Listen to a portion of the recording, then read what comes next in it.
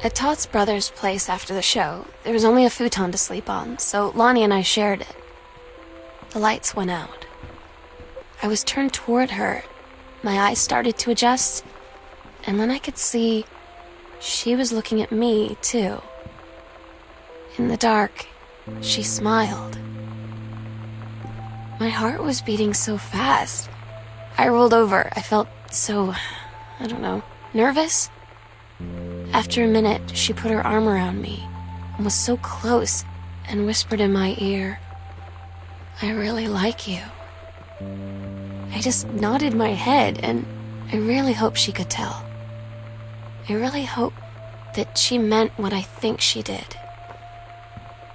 I felt like a shook-up can of soda ever since. I hope we have the chance to talk before I explode.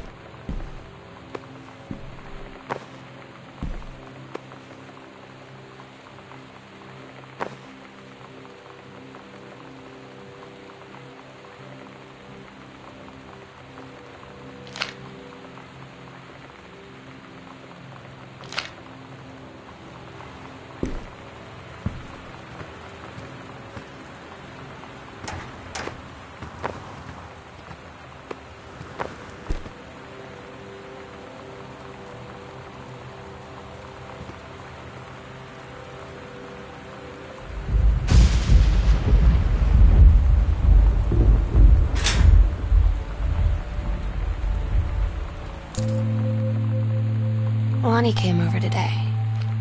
Everything was different. She was sitting at my desk chair, and she wouldn't look at me. Finally, I asked her what was going on. She said she felt like she'd done something wrong that night in the city. Like I must think... But I said no. There was nothing wrong. I just wanted to say... But I couldn't find the words. It felt like I was gonna cry, but I wasn't sad. She got up and sat next to me on the bed. I looked at her. Lonnie, do you think you could ever... And that's when she kissed me.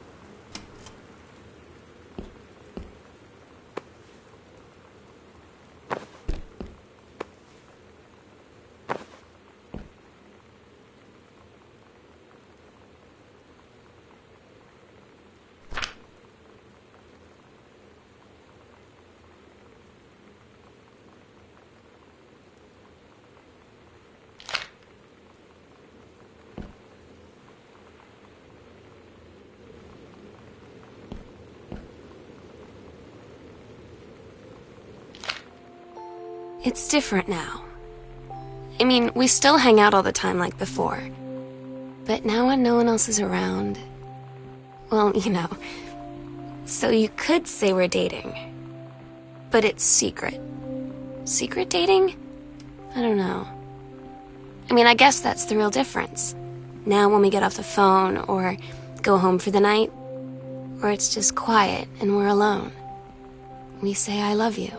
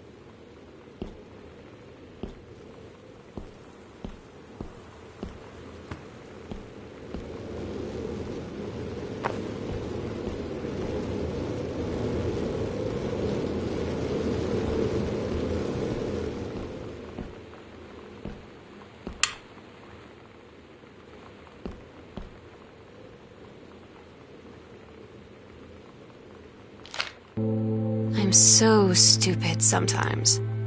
I was telling Lonnie that I got into my college summer program thing, and I was all making plans like, you should come visit me, stay in my dorm room. But she said, Sam, I ship out on June 6th. I was like, ship out? To where?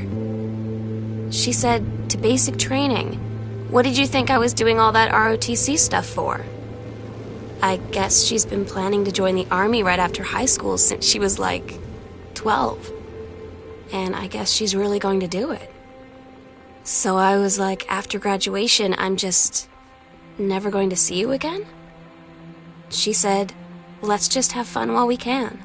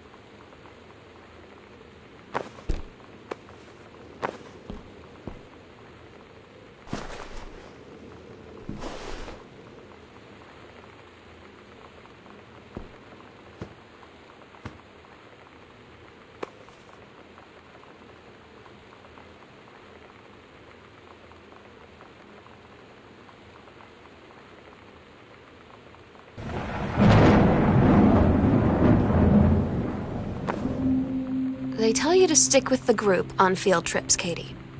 There's a reason for that.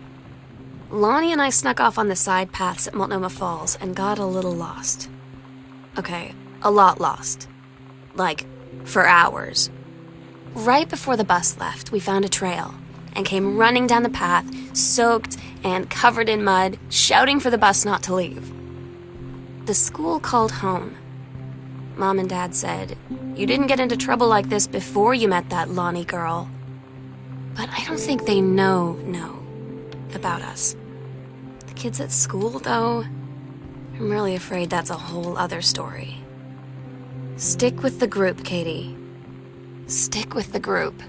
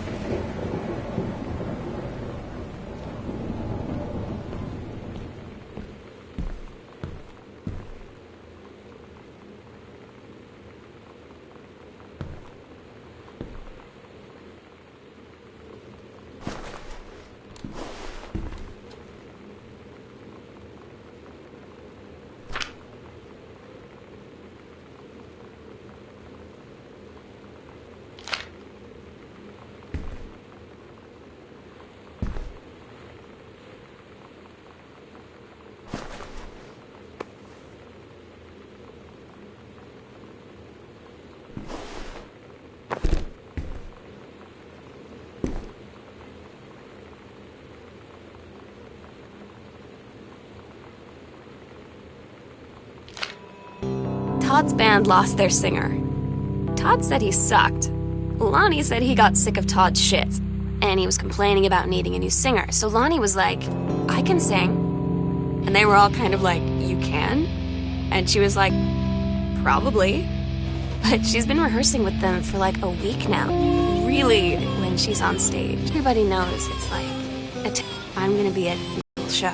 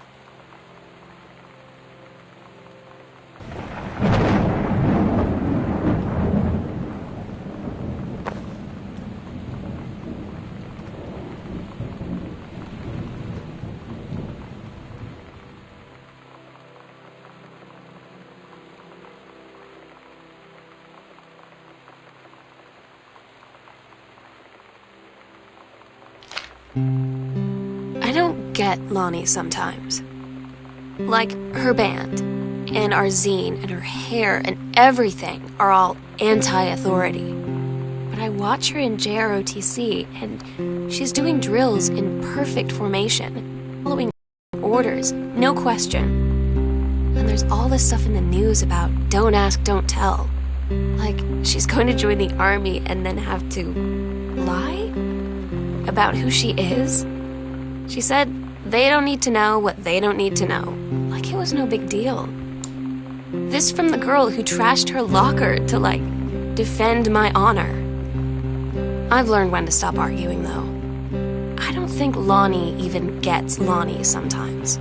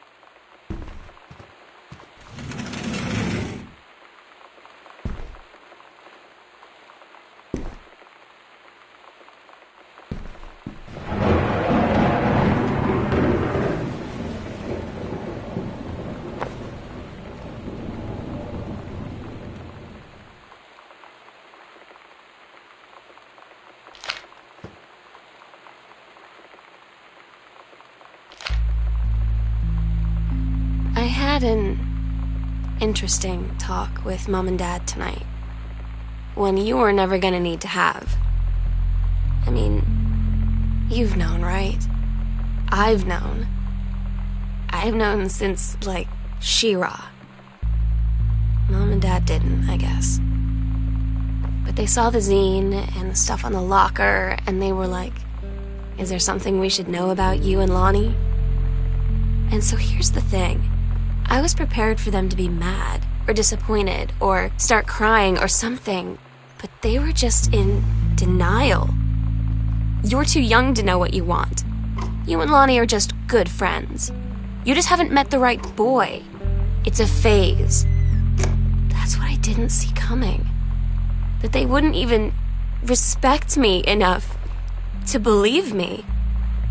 Well, joke's on them, 'cause they're in for one very long phase.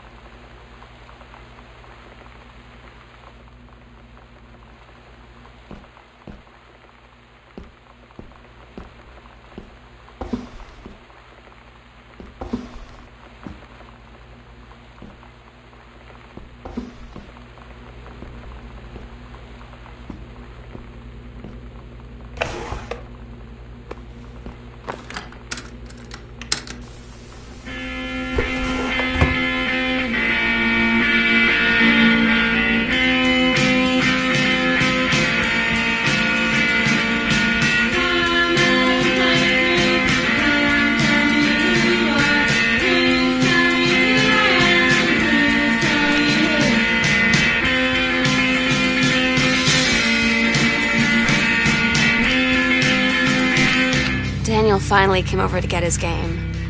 I'd been dreading it. But he brought this story with him that I wrote when we were little. I started reading it, and then there I was, crying at the kitchen table. He asked what was wrong, and I was thinking about how we used to be friends, how much I'd taken for granted. But instead, I told him about school, and Dad, and Lonnie, and then how sorry I was that I wasn't his friend anymore. He gave me a hug and said it was going to be okay. For some reason, I almost believed him.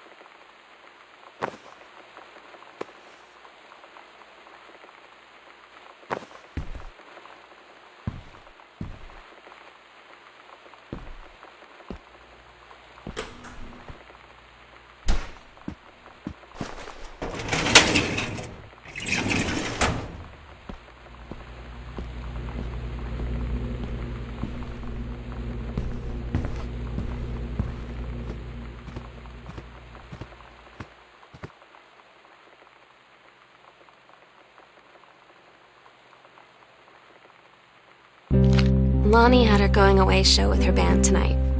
She's so incredible on stage. When she was singing, I could practically forget everything.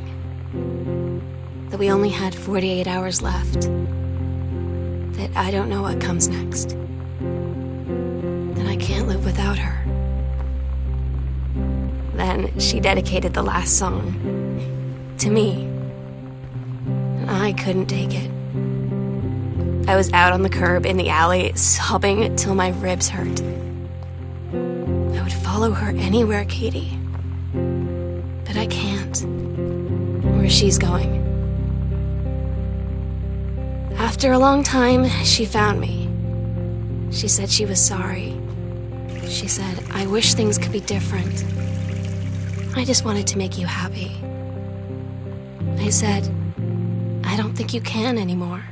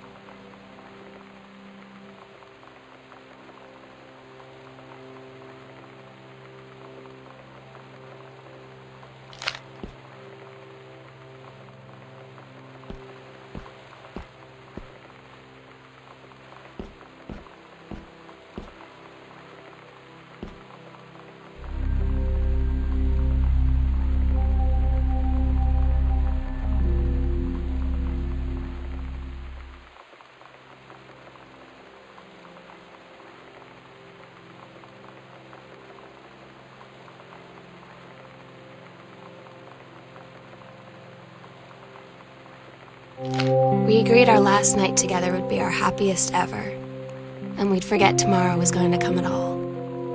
It worked for a while. We had a good time seeing Oscar off, then ran up to the attic to look through our photos, to find one for Lonnie to take with her. And looking at them, I realized they were all in the past, and there wouldn't be any more. And I didn't know what I was going to do. And I cried, and she held me. She said she knew it was hard, but life would move on. I said I didn't want my life to keep moving without her. That's when she cried too. I was so exhausted. I must have fallen asleep like that, in her arms. In the morning, I woke up, and I was finally alone.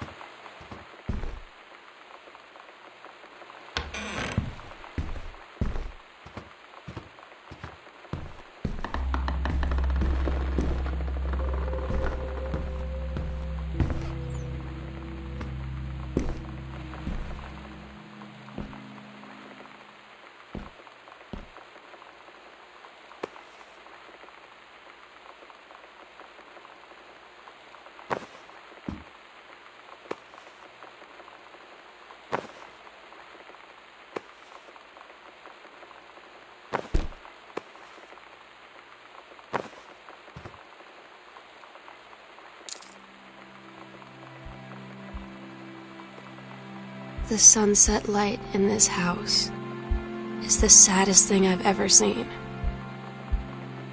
I just want to sleep. When I'm in the attic, it almost feels like Lonnie could still be here. She's just downstairs. I'm just waiting to hear her pull down the hatch and come running up.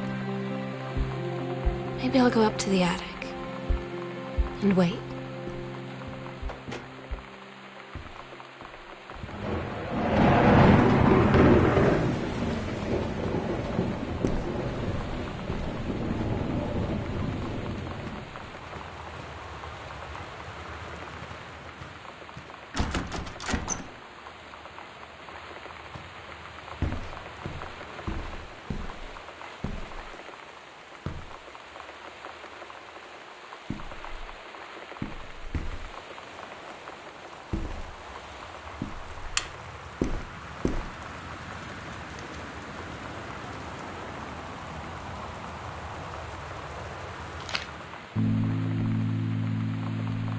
Oh my God. Katie, I fell asleep in the attic, in Lonnie and my old spot, and I missed the first 2 calls. I just barely caught the third one before the machine got it. And it was Lonnie, on a payphone. She'd been on the bus to Basic, and she said she couldn't think of anything but me and us, and that she couldn't go through with it. With the army and being apart and all of it. And so she got off the bus in Salem. She said, "Sam, I want you to pack up everything you can and get in your car and come find me. And let's just drive until we find somewhere for us." And she asked me if I could do that. And I said yes. Yes.